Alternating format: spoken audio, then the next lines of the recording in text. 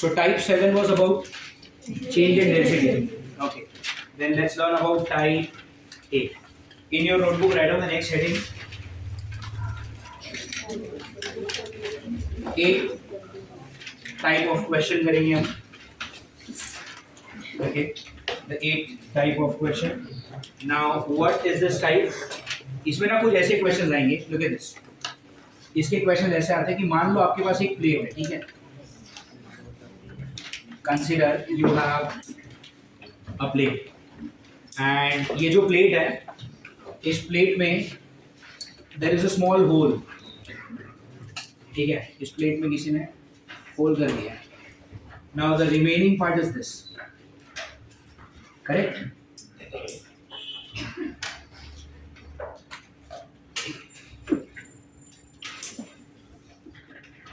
Now this is the remaining part.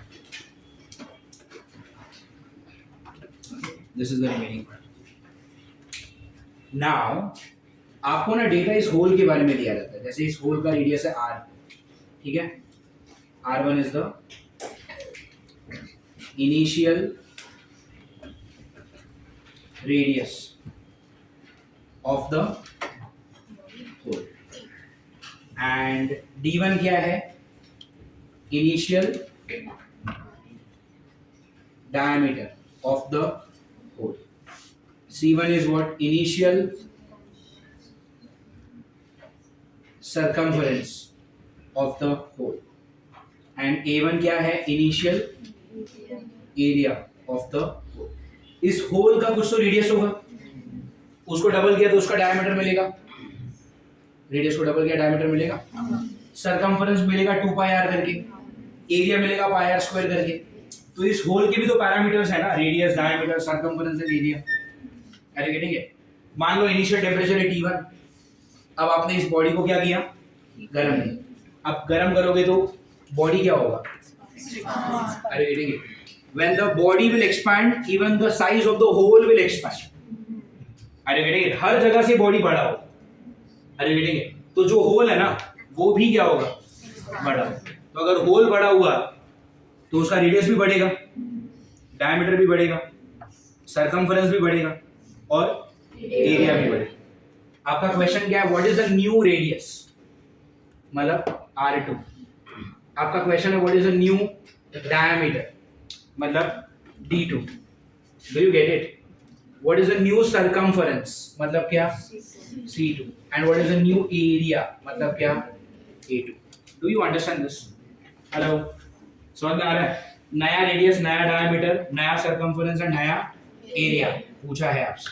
समझ में आ रहा है?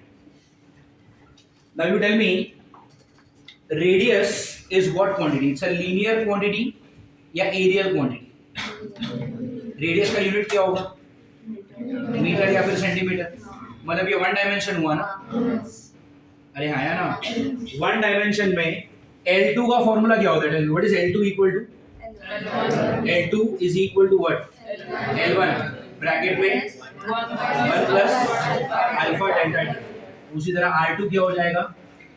R1 ब्रैकेट में 1 plus alpha delta T. Do you get it? ये आपने क्या बना लिया? नया radius. Are you getting it? Okay. अब कोई भी रेडियस क्या होता है? डायमीटर का हाफ. तो मैं R2 को लिख सकता हूँ D2 अपॉन 2 और मैं R1 को लिख सकता हूँ D1 अपॉन 2. तो दोनों का अपॉन 2 कैंसिल हो गया. अरे यार, तो फिर D2 क्या बन गया? D1 ब्रैकेट में 1 plus alpha delta T. Do you understand this? समझ में आ रही है? उसी तरह सरकमफरेंस मतलब क्या? 2 पाई r. तो आप इमेजिन करो, अगर आप यहाँ पे 2 पाई से मल्टीप्लाई करते हो और यहाँ पर भी 2 पाई से मल्टीप्लाई करते हो, तो ये क्या बनेगा? 2 पाई r2 मतलब क्या? C2. और यहाँ पर क्या बनेगा? 2 पाई r1 मतलब क्या? तो C2 is equal to what? C1 bracket में 1 plus alpha delta T. Do you get it? Okay. उसी तरह एरिया क्या होता है? Tell me. तो आप अगर ऐसा लिखते हो कि A2 is equal to A1 and this is area. Area का यूनिट क्या होता है?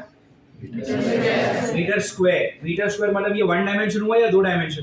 2 डायमेंशन। तो यहाँ पे क्या लिखोगे? A2 is equal to A1 bracket में 1 plus beta delta T. Do you understand this?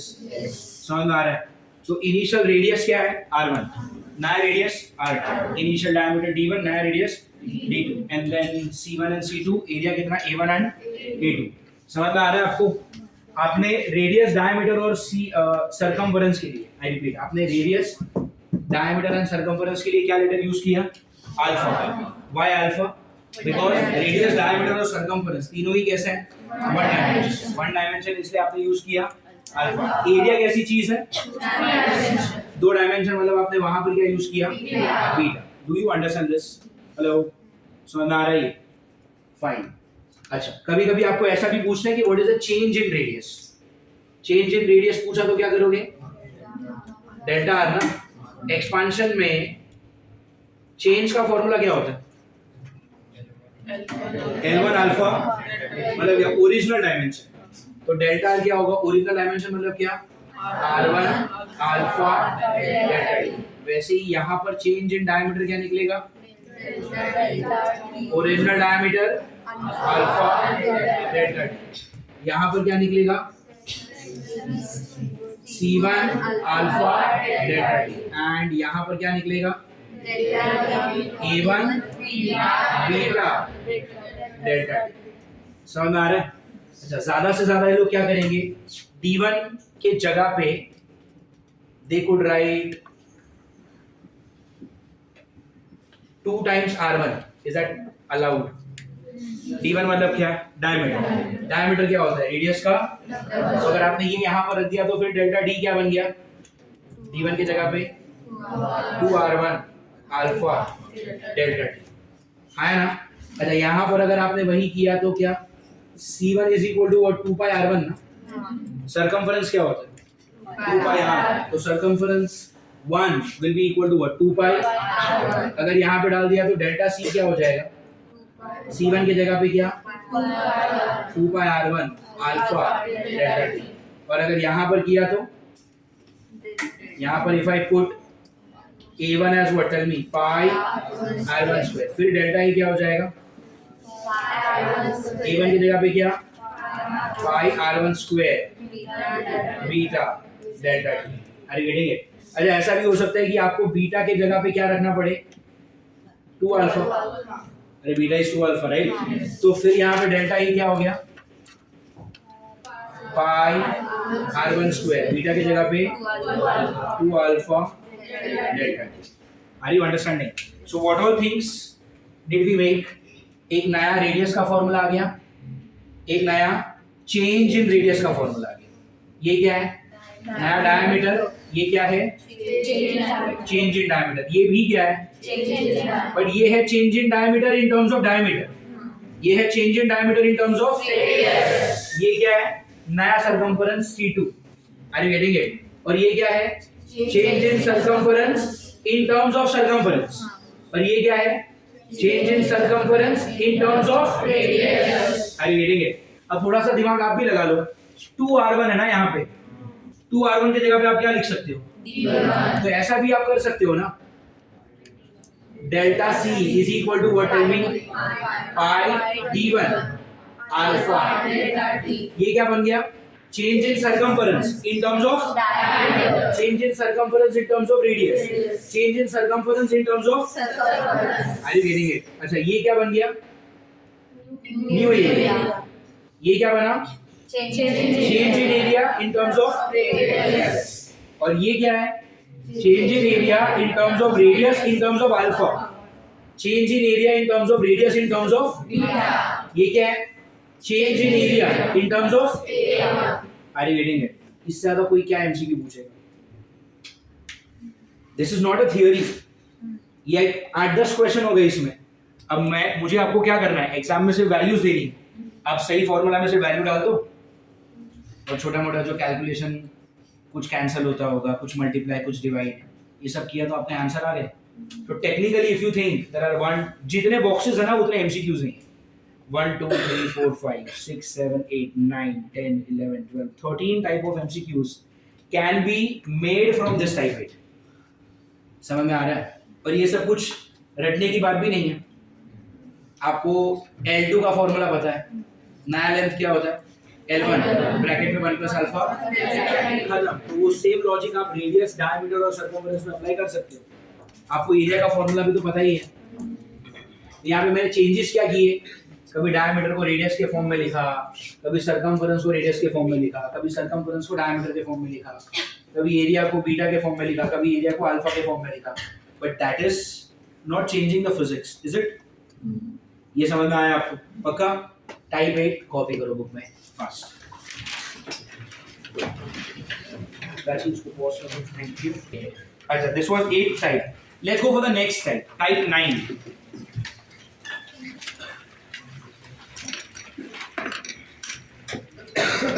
Type 9 का क्वेश्चन देखते हैं। Let's go for the next type, type 9। Now what is this type? यहाँ पे देखो, this is called as apparent expansion of liquid। Type 9 क्या है? apparent expansion of what? Tell me. Now what do you mean by apparent expansion? ये ऐसा समझो कि एक बर्तन है, मेरा दो अगर पेंस, एक, थैंक यू। लेट्स से यहां पे देखो, मान लो आपके पास एक बर्तन है, ठीक है? ये एक बर्तन है एंड इस बर्तन में आपने रखा है पानी।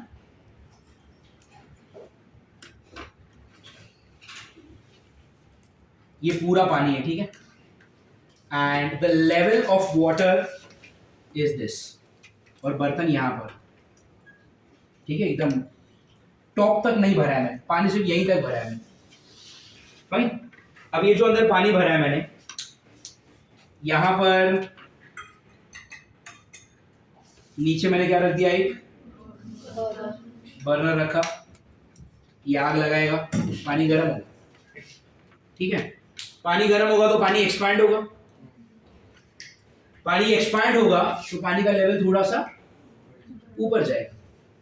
अरे हाँ ना, पानी एक्सपैंड होगा, पानी क्या होगा, थोड़ा सा ऊपर जाएगा। हाँ, लेकिन ये उतना ऊपर नहीं आता कि आपको आंखों से दिख जाए, बट जाता तो होगा ही। अरे यार, है ना? मैगी बनाने के लिए आप क्या करते हो, एक पतीला लेते हो, पतीले में थोड़ा सा पानी डाला, उसको गैस पे रखा, नीचे बर्नर चालू किया, है ना? नीचे से आग लगेगी, पानी बॉयल होगा, फिर वो मैगी मसाला एंड सब कुछ डालोगे। लेकिन वो सब डालने से पहले पानी गर्म होता है, फिर ये सब डालते हो ना। तो जब पानी गर्म हो रहा होगा, और हमको पता है कि किसी भी चीज का जब टेम्परेचर बढ़ता है तो वो एक्सपांड होगा, तो ये पानी भी तो एक्सपांड होगा। अब पानी एक्सपांड होगा तो पानी इस दीवार को तोड़ के इस तरफ तो नहीं आ सकता, इस दीवार को तोड़ के उधर भी नहीं जा सकता, ना नीचे जा सकता है। हाँ, लेकिन पानी एक्सपांड होके ऊपर तो जा सकता है, तो डेफिनेटली पानी का लेवल क्या होगा, बढ़ेगा। अब ऐसा नहीं होता कि इतने पतीले में पानी गर्म होकर इधर तक आ गया। अरे ये सब 10⁻⁵ के पावर में होता है, बोला था ना मैंने, अल्फा बीटा की वैल्यू क्या होती है, 10⁻⁵ का पावर होता है। तो ये ऊपर तो आता होगा, वो आपको आंखों से दिखेगा नहीं। अरे यार, हल्का सा ऊपर आता होगा, लेकिन आता होगा, ठीक है? अब what is a theory? Theory ये कहता है कि आपने बोला कि जब आपने नीचे से आग लगाई, पानी गर्म हो, पानी गर्म होके पानी एक्सपांड होगा, पानी का लेवल ऊपर जाएगा, यही बोल रहे हो आप। बट डोंट यू थिंक पानी गर्म होने से पहले तो बर्तन गर्म होगा? अरे यार, ये आग पानी को गर्म करने से पहले बर्तन को गर्म करेगा, तो पानी एक्सपांड होने से पहले बर्तन एक्सपांड होगा, और जब बर्तन एक्सपांड हो गया ना तो पानी का लेवल नीचे गिरेगा। अरे यार, समझ में आ रहा है मैंने क्या बोला? पानी गर्म होने से पहले कौन एक्सपांड, पानी गर्म होने से पहले कौन गर्म होगा, बर्तन। तो पानी एक्सपांड होने से पहले कौन एक्सपांड होगा, अगर बर्तन एक्सपांड होगा तो डोंट यू थिंक ये जो इतना सा बर्तन है, अगर वो इतना हो गया तो पानी का लेवल क्या होगा? तो पानी का लेवल ऊपर जाने से पहले नीचे जाने वाला है। Are you understanding? तो व्हाट इज दिस? इसको एक नाम दे देते हैं, let's say this is a, are you getting it? And पहले पानी एक्सपांड होकर ऊपर जाएगा कि बर्तन के एक्सपांशन की वजह से वो नीचे गिरेगा? तो मान लो पहले पानी नीचे गिरा, आर यू गेटिंग इट? आप एक नई जगह पर आ गए B, are you getting it? What is A? Original level of water बोलूं या फिर इसको जनरलाइज कर देंगे? ओरिजिनल लेवल ऑफ लिक्विड, ये सही है? Tell me what is B? Level drop of liquid due to expansion of container, are you getting it? Level drop of water में liquid due to expansion of container. तो बर्तन बड़ा होने की वजह से पहले पानी नीचे गिरेगा। अच्छा, अब बर्तन जितना एक्सपांड होना था हो चुका है, पानी नीचे जितना गिरना था गिर चुका। अब कौन गर्म होगा? पानी। और अब पानी गर्म होगा तो अब पानी एक्सपांड होके अब यहां से उसका लेवल बढ़ेगा। Are you getting it? मान लो लेवल बढ़ के पहुंचा सी तक, डू यू गेट इट? और सी के उधर भी ब्रैकेट में क्या लिखना, यहाँ पे जगह नहीं है तो मैं यहाँ पर लिख रहा हूं, सी के ब्रैकेट में क्या लिखोगे? Expansion of liquid, do you get it? तो अगर आप ओरिजिनली देखोगे सच में पानी कहां से कहां एक्सपांड हुआ है? सच में देखोगे तो बी टू सी गया है, बट देखने वाले को क्या लगेगा? Are you understanding? तो what is the real expansion? B to C, but देखने वाले को क्या दिखेगा? Are you getting it? तो what is B to C? B to C क्या है? It is the real expansion of liquid, are you getting it? And A to C क्या है? जो आपको दिखता है, जो दिखता है उसको हमने क्या बोला था? अपैरेंट। याद है मैंने बोला था आपको? So what is this? Apparent expansion of liquid, do you understand? पक्का? तो पानी सच में कहां से कहां एक्सपेंड हुआ है? बी टू सी, बट देखने वाले को क्या दिखेगा? A to C. अच्छा, और ए टू बी क्या है? Drop due to what? तो अगर मैं आपको ये पूछूं कि आपका बर्तन कितना एक्सपांड हुआ, तो आप क्या बोलोगे? ए टू बी। अरे यार, और पानी सच में कितना एक्सपांड हुआ है? और पानी देखने वाले को कितना दिखेगा? Do you get it? पक्का? Okay.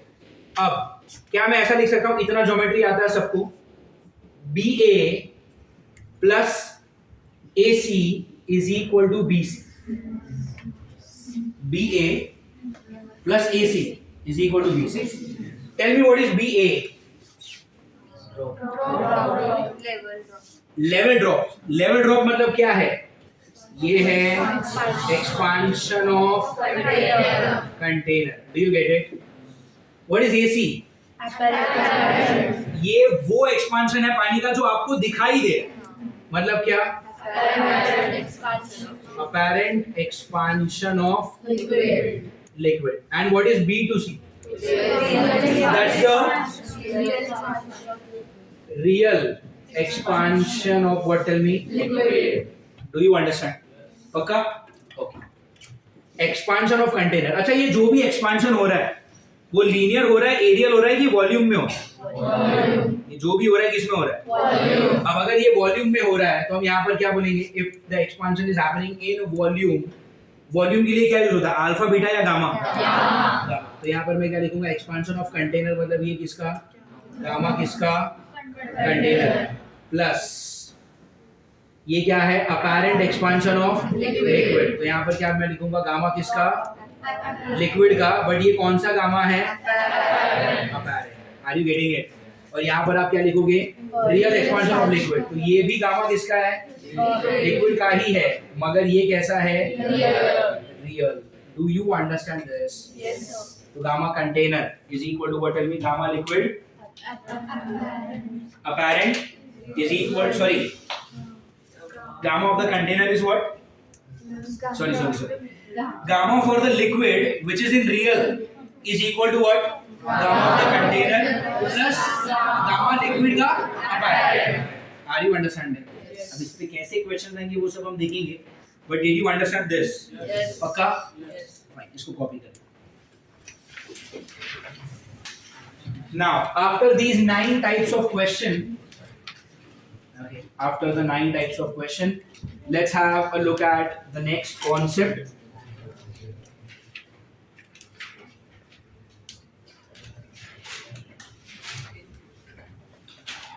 Okay, let's have a look at the next concept.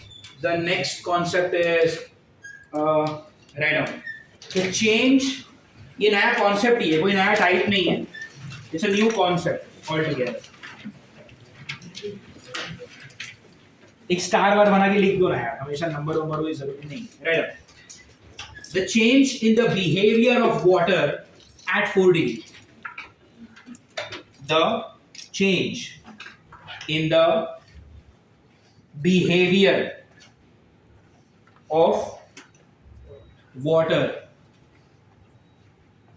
at 4 degree Celsius. आप लोगों ने सुना है ये स्कूल के दिनों में? 4 डिग्री के आसपास आते ही पानी का जो बिहेवियर है वो बदल जाता है. अब वो कैसे बदलता है वो देखते हैं, और उस बदलाव के फायदे क्या हैं और उसके नुकसान क्या है वो देखते हैं. ठीक है ना? See what happens at 4 degree is a very beautiful event. मान लो एक कंटेनर है एंड उसमें यहाँ तक पानी भरा हुआ है. ठीक है, अब ये जो पानी है क्या आप उसको अलग अलग लेयर्स में इमेजिन कर सकते हो? अरे पानी के अलग अलग लेयर्स होता है, मैंने ऐसे अलग अलग लेयर्स इमेजिन करे हैं यहाँ पे. ठीक है, हेलो उनसे बात कर रहा हूँ. सैड क्यों हो रहे हो अभी? जो कॉपी कर रहा है वो सैड हो, जो नहीं कर रहे वो लोग तो यहाँ पे ध्यान दो. तो कितने लेयर्स हैं यहाँ पर पानी के? 4 लेयर्स है. ठीक है, पानी के 4 layers. Now 1 2 3 4 layers of water we have. ठीक है, इन 4 लेयर्स को, लेयर हमको तो दिखाई नहीं देते, हमको तो पूरा एक ही साथ पूरा पानी दिखता है ना. मान लो we live in a place जहां पर टेम्परेचर बहुत ही कम होता है.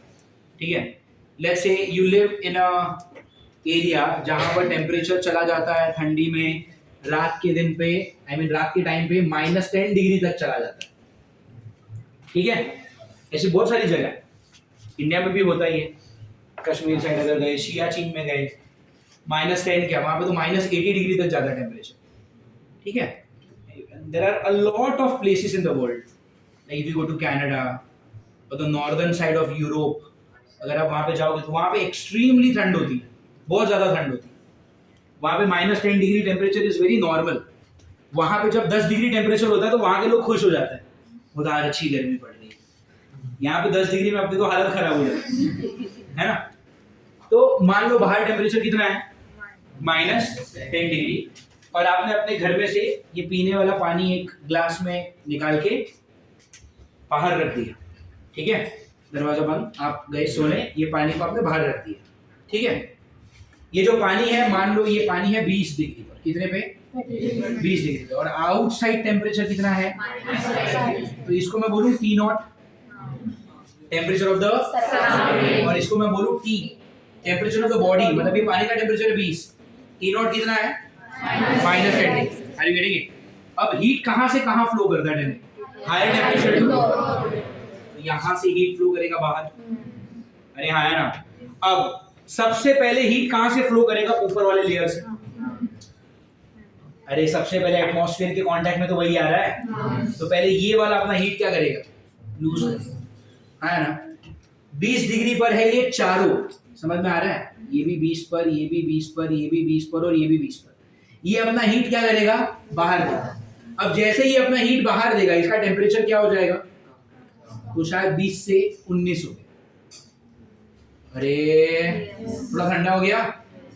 अब टेम्परेचर के बढ़ने पे चीजें एक्सपांड होती, तो टेम्परेचर के कम होने पे चीजें कंप्रेस होंगी. 20 डिग्री से अगर 19 डिग्री हुआ तो टेम्परेचर क्या हो गया? फॉल. टेम्परेचर फॉल हो गया तो वॉल्यूम क्या हो गया? कम. अरे वॉल्यूम डिक्रीज ना, टेम्परेचर बढ़ा तो वॉल्यूम बढ़ेगा, टेम्परेचर कम हुआ तो वॉल्यूम कम हो। ऋतुजा तुम एक्टिंग मत करो पढ़ाई की, you are not a good student, you are not a good actor also. तुम जो कर रही थी अपना मैनिक्योर वो कंटिन्यू करो, एक्टिंग करने की जरूरत नहीं। हाँ, तो टेम्परेचर कम हो गया तो वॉल्यूम कम हो गया। What is the formula for density? जिसका वॉल्यूम कम होता है उसका डेंसिटी, जिसका डेंसिटी ज्यादा होता है ना वो डूब जाता है नीचे। अरे यार, तो ये जो 19 डिग्री वाला पानी है वो डूब के आ जाएगा नीचे, तो यहाँ पर ये क्या बन जाएगा, और ये एक एक लेवल ऊपर चला जाके वापस ये क्या बन गया, अरे गेटिंग इट। तो जो लेयर ठंडा हुआ ना वो ठंडा होके डूब गया और बाकी के 3 लेयर चले गए ऊपर। अब वापस ये 20 है, ये -10 है, दोनों में क्या है, टेम्परेचर। टेम्परेचर डिफरेंस है तो हीट फ्लो करेगा हायर से लोअर पे, तो हीट यहाँ से उधर जाएगा। जैसे ही हीट यहाँ से उधर जाएगा इसका टेम्परेचर क्या हो जाएगा, कम, तो वापस ये क्या बन गया, 90। टेम्परेचर कम तो वॉल्यूम कम तो डेंसिटी ज्यादा, जिसका डेंसिटी ज्यादा वो डूब जाएगा, तो ये 19 वाला आएगा नीचे। बढ़िया बोलेगा मैं भी तो 19 वाला, कोई बात नहीं, ये इधर आ जाएगा। अरे और यहाँ पे जो 20 था वो इधर चला गया, यहाँ पे जो 20 था वो ऊपर चला गया। Do you understand this? तो हर एक लेयर जो ऊपर है वो ठंडा होके नीचे चला जाता है। अब वापस ये 20, ये -10, वापस इन दोनों में क्या है, टेम्परेचर डिफरेंस है, तो फिर इसका टेम्परेचर कम होगा, 20 से कितना हो जाएगा, 19, और ये क्या हो गया, वापस ठंडा। टेम्परेचर कम, वॉल्यूम कम, डेंसिटी ज्यादा। Are you getting it? Density ज्यादा तो वो ठंडा होके इधर आ जाएगा, तो यहाँ पर ये क्या हो गया, 90, और ये क्या हो गया, 30। Do you get it? और लास्ट में ये वाला 20 भी क्या हो जाएगा, 90 हो जाएगा। Are you getting it?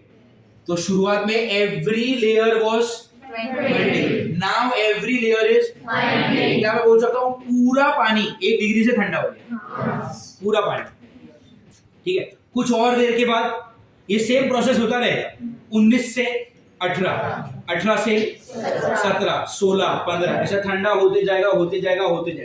Are you getting it? ये प्रोसेस बिल्कुल सही चलेगा कब तक, मान लो 5 डिग्री पर आ गया। Are you getting it? समझ में आ रहा है? शुरुआत कहां से करी थी तुमने, 20 से 19 कैसे हुआ समझा, फिर वैसे 19 से 18 भी होगा, 18 से 17 भी होगा एंड 16 भी होगा। धीरे धीरे आप कहां पर आ गए, 5। अभी आपका बॉडी का टेम्परेचर क्या है, 5 डिग्री। अरे गेटिंग इट? सराउंडिंग कितना है, टेम्परेचर में अभी भी डिफरेंस है, टेम्परेचर में डिफरेंस होगा तो हीट फ्लो करेगा from higher temperature to lower, मतलब पानी से एटमॉस्फेयर में जाएगा कि एटमॉस्फेयर से पानी में आएगा, तो पानी से जाएगा एटमॉस्फेयर में, और अगर यहाँ से हीट उधर चली गई तो ये खुद क्या हो जाएगा, ठंडा हो गया, मतलब ये 5 से क्या हो गया, 4 हो गया। I am getting it? जैसे ही टेम्परेचर कम हुआ वॉल्यूम कम, डेंसिटी जिसकी ज्यादा वो डूब के आ जाएगा नीचे, और ये इधर आ जाएगा 4 डिग्री, और इधर जो 5 था वो इधर चला गया, इधर जो 5 था वो इधर गया, और इधर जो 5 था वो ऊपर आ जाएगा। अरे आया ना, 4 वाला नीचे आया ना, ये जो 3 थे 5 5 5 वो लोग ऊपर चले जाएंगे। अरे गेटिंग इट? अब सेम प्रोसेस, ये 5 डिग्री है, वहां पे माइनस है, टेम्परेचर में फर्क है, हीट फ्लो करेगा हायर टू लोअर फ्लो किया तो इसका टेम्परेचर फॉल करेगा। अरे आया ना, 4 डिग्री, टेम्परेचर कम, वॉल्यूम कम, डेंसिटी ज्यादा तो डूबेगा, और ये आ जाएगा इधर, और ये वाला 5 चला गया ऊपर, ये वाला 5 चला जाएगा ऊपर। आया ना? जैसे 20 से 19 के लिए स्टोरी थी, वो सेम स्टोरी है 5 से 4 के लिए भी। तो यहाँ पे हर एक लेयर कितना हो गया, 4 डिग्री का। Are you understanding? पक्का? ठीक। अब वापस ये 4 डिग्री है, वो कितना है, माइनस। अभी भी ये गर्म ही हुआ उसकी कंपैरिजन में। अरे कहने के 4 डिग्री पे अब क्या होगा, हीट फ्लो करेगा हायर टू लोअर, मतलब क्या, 4 डिग्री से वो किधर जाएगा, अब जब 4 डिग्री से हीट बाहर निकलेगा तो टेम्परेचर क्या होगा, फॉल, 4 से क्या हो जाएगा, 3। Are you getting it? Temperature के कम होने पे टेक्निकली वॉल्यूम क्या होना चाहिए, लेकिन 4 डिग्री के बाद ना चीजें उल्टी हो जाती है, वॉल्यूम कम होने की जगह पर वॉल्यूम बढ़ने लगता है। Are you understanding? और अगर वॉल्यूम बढ़ेगा तो डेंसिटी क्या हो जाएगी? और जिसका डेंसिटी कम होता है वही तो ऊपर तैरता है। अब तक क्या हो रहा था, ये डूब जाता था नीचे, लेकिन अब ये ऊपर ही रहेगा। Are you understanding?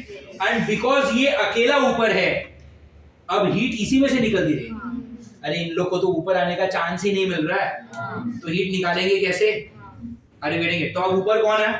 3 डिग्री। क्या 3 डिग्री वाला डूब के नीचे जाएगा?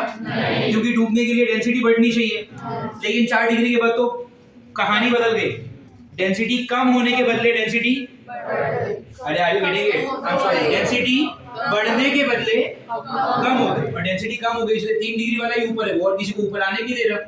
अगर और कोई ऊपर जा ही नहीं रहा तो ये लोग कभी अपना हीट निकालेंगे ही नहीं, ये लोग कभी अपना हीट निकालेंगे नहीं, मतलब ये लोग कभी और ठंडा होंगे नहीं, मतलब ये 4 डिग्री में रुक जाते हैं। लेकिन ऊपर कौन है अभी? इधर 3 उधर -10, अभी भी टेम्परेचर में डिफरेंस है। टेम्परेचर में डिफरेंस तो हीट फ्लो करेगा, हीट जाएगा पानी से एटमॉस्फेयर में, टेम्परेचर और कम होगा। 3 डिग्री से कितना हो जाएगा? 3 डिग्री से कितना हो जाएगा? टेम्परेचर क्या हो रहा है? टेम्परेचर कम होने पे वॉल्यूम क्या होना चाहिए? कम होना चाहिए था, बट 4 डिग्री के बाद तो चीजें बदल गई। टेम्परेचर के कम होने पे वॉल्यूम बढ़ गया, तो डेंसिटी, तो इसकी डेंसिटी और कम हो गई। और कम हो गई मतलब क्या? अब तो ये पक्का ऊपर ही रहेगा। अरे डेंसिटी जितना कम होगा उतना चीजें ऊपर रहेंगी ना। अरे गिनेंगे तो अब इसका टेम्परेचर क्या हो गया? 2, और ये लोग क्या है? 4, ये लोग तो ऊपर आ नहीं पाएंगे। अब ये 2 से कितना होगा? 1।